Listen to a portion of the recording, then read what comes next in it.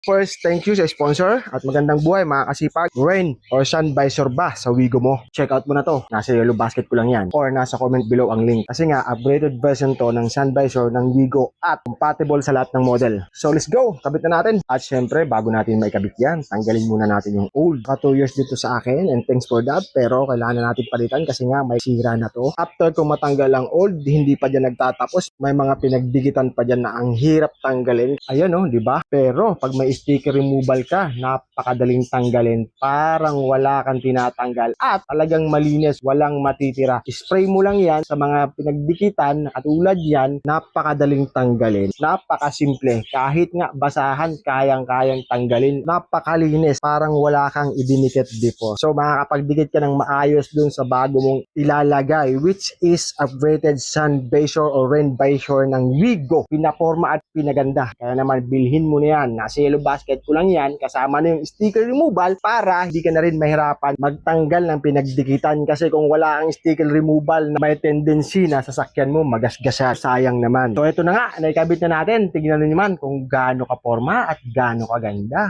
O diba? Well, hanggang doon lang muna. Thank you for following. See ya!